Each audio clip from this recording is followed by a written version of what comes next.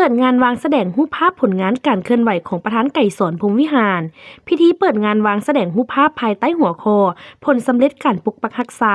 และสร้างสรรค์พัฒนาประเทศชาติติดพันกับชีวิตและภารกิจปฏิวัติของประธานไก่สอนพรหมวิหารจัดขึ้นในวันที่28พฤศจิกายน2025ที่หอพิพิธภัณฑ์ไก่สอนพรหมวิหารโดยการเข้าร่วมของท่านทองลุ้นศรีสุริตประธานประเทศพร้อมด้วยรองประธานประเทศรองนายกรัฐมนตรี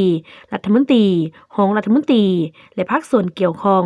ท่านคำพันธ์เผยยวงศ์หัวหน้าโฆษณาอบรมศูนย์กลางภาคกล่าวว่า50 ปีผ่านมาประเทศชาติได้ผ่านพาเส้นทางแห่งการพัฒนาที่เต็มไปด้วยผลสำเร็จอันใหญ่หลวงในแต่ละระยะภายใต้การนำพาของพรรคประชาชนปฏิวัติลาวโดยแมนประธานไก่สอนพรหมวิหารเป็นผู้นำหน้าและรุ่นสืบทอดแต่ละสมัยจนถึงปัจจุบันเป็นต้นแมนแนวทางการเปลี่ยนแปลงใหม่เฮ็ดให้ประเทศชาติได้บรรลุผลสำเร็จที่น่าภาคภูมิใจในหลายโครงเขตซึ่งงานวางแสดงรูปภาพภายใต้หัวข้อ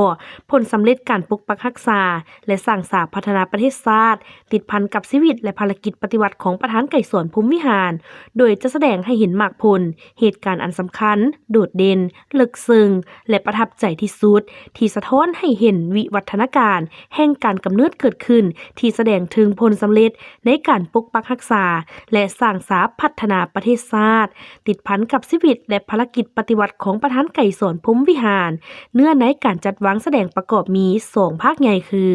ภาคที่1ชีวิตและภารกิจปฏิวัติของประธานไก่สอนพรหมวิหาร1920หา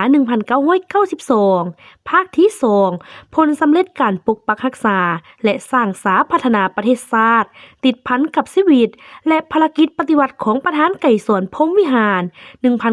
1975ถึง2025รวมมีรูปภาพเอกสารและวัตถุพันธ์ทั้งหมด334 ชิ้น